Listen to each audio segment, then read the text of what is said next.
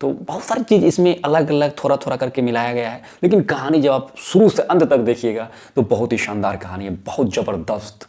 यानी कि हम 2 साल के बाद ही कोई बॉलीवुड पिक्चर देखे हैं, लेकिन जब देखे हैं तो एक बाप और बेटे के रिश्ते के लिए देखे हैं, और कहानी एकदम फैंटास्टिक, गजब। आप पारिवारिक फिल्म ये कह सकते हैं, देख सकते हैं, कोई दिक्कत नहीं।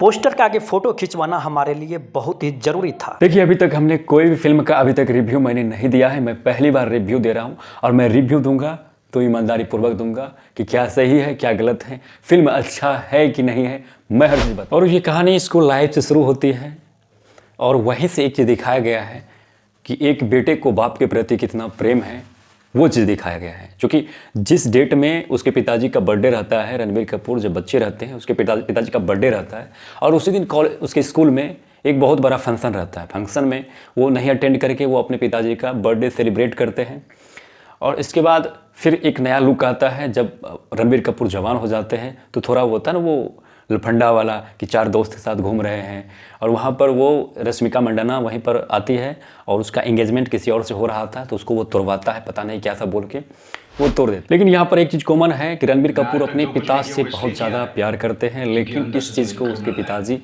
नहीं समझ पाते हैं कि मेरा बेटा मेरे लिए ये करते हैं, और उसे एक अलग नज़रिए से देखते हैं बेटा को। और एक बीच में एक घटना होती है कि उसकी बहन के साथ रैगिंग होता है, कॉलेज में जो चलता आ रहा है मतलब रैगिंग का, कि सीनियर जूनियर में जो होता है, तो उसकी बहन के साथ कोई रैगिंग करता है, तो ये एकदम जाते हैं ठाट बाट में जाते हैं, स्कूल ड्रेस पहन कर ही जाते हैं, और पूरा एकदम तहलका मचा देते हैं। बाकी आप शो में भी जाके देख सकते हैं, मैं शॉर्टकट में थोड़ा थोड़ा बता रहा हूँ। और उसके बाद फिर आते हैं तो उसको क्रिमिनल कहते हैं। उसके बाद ये थोड़ा और बड़े हो जाते हैं, इसको अमेरिका भेज देते हैं। तो अमेरिका में भेजने के बाद पापा इनसे कभी बात नहीं करते हैं, इनसे मिलते भी नहीं, लेकिन ये पापा के प्रति हमेशा प्रेम मतलब अटूट रखते हैं। और ये जो पढ़ाई लिखाई करके इनके दादाजी का बर्थडे रहता है, उस बीच में आते हैं, तो उसमें एक चीज़ देखने को मिलता है कि इनका जो जीजा जी है, यानी इसकी बहन की जो हस्बैंड है, उसको विलेन के रूप में दिखाया गया है, और उससे इनकी बनती नहीं है। दोनों में थोड़ा अनबन होते रहता है, डिस्कशन चलते रहता है, तू मैं होते रहता है। तो ये उसे जब से शादी होती है इनकी बहन की, तो ये शक करने लगते हैं कि ये पिताजी का कुछ ज़्यादा ही केयर कर रहे हैं। तो ऐसा क्यों कर रहे हैं, यानी कि अपने ससुर जी का, जो उसका जीजा जी है, अपने ससुर जी का बहुत ज़्यादा केयर करते हैं। रणबीर कपूर को शक तभी से होने लगता है, वो बोलते भी हैं लेकिन उसकी बात पर कोई ध्यान नहीं देते हैं। और बाकी उसके बाद फिर घटना हो जाता है, उसके पिताजी पर कोई गोली चलाते हैं, गोली चलाने के बाद से ही क्लाइमैक्स चेंज हो जाता है। तो उनको शक होने लगता है कि ये हो ना हो उसके जीजाजी करवाए हैं, क्योंकि कुछ ज़्यादा ही खातिरदारी अपने ससुर जी का करते हैं। होता ना कि धन का लोभ हो जाता है। फिर बीच में कहानी को थोड़ा सा और ज़्यादा क्लाइमैक्स बनाया गया है, ट्विस्ट के लिए बनाया गया है, जो कि आपको वहाँ जाकर देखने में ज़्यादा मज़ा आएगा। और उसके बाद फिर रणबीर कपूर को भी उसके जीजाजी मरवाने के लिए बहुत सारे गुंडा उंडा भेजते हैं, और ये एकदम शेर रहता है। इसका एंट्री जो होता है ना भैया, एकदम गजब की एंट्री होती है। बीच का कहानी थोड़ा अलग अलग क्लाइमैक्स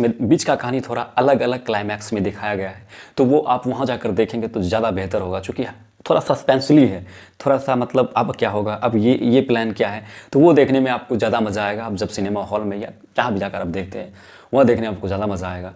और उसके बाद लास्ट में जब बॉबी देओल को देखा जाता है, तो एक मतलब उनकी 4-5 शादी पहले से हुई रहती है, फिर मतलब 6ठा या 7वां शादी करते हैं, और उसी बीच में उसके भाई का मरने का फ़ोन आ जाता है। तो जो सूचना देता है उसी को शादी के टाइम ही एक बगल जस्ट माला पहना रहे हैं बॉबी देओल, दूसरी तरफ उसका गला रेत दिए, जो उसको सूचना दिया कि भैया आपका भाई मतलब मर गया वगैरह टाइप से। और वहीं थोड़ा सा मतलब उसमें वहीं पर वो शादी की यूनिक बात जो होता है वो क्रिया करने लगते हैं, थोड़ा सा ये ब्लर करके दिखाया गया है। और हाँ, बीच में ऐसा भी होता है रणबीर कपूर की स्थिति जो है गोली लगने से डैमेज हो जाती है, तो डॉक्टर साहब उसको मना कर देते हैं कि भाई अब इनका बचना नामुमकिन है, लेकिन कॉन्फिडेंस उनके पास इतना ज़्यादा रहता है कि वो बच जाते हैं। तो बहुत सारी चीज़ इसमें अलग अलग थोड़ा थोड़ा करके मिलाया गया है, लेकिन कहानी जब आप शुरू से अंत तक देखिएगा तो बहुत ही शानदार कहानी है, बहुत ज़बरदस्त।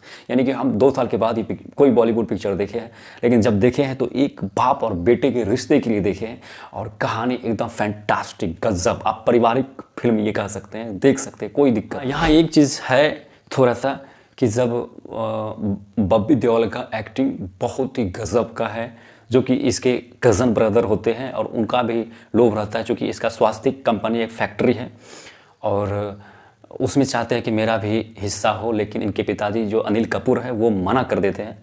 तो वो एक विलन की तरह चाहते हैं कि इसको मार के बर्बाद करके उस पर अपनी धाक जमाए, अपना हक जमाए, लेकिन ऐसा रणबीर कपूर जीते जी अपने पिताजी के लिए नहीं होने देता है। और सबसे लास्ट ये है कि जब बॉबी देओल कल थोड़ा सीन काटा गया, चूँकि बॉबी देओल बहुत ही शानदार एक्टिंग की है विलेन का। और उसके बाद ये देखा गया है कि लास्ट में जो सीन होता है बॉबी देओल और रणबीर कपूर के फाइटिंग का, वो एकदम बहुत ही आपको मज़ा आने वाला है। बी प्राक ने जो गाना गाया है वो बहुत ही शानदार गाना है।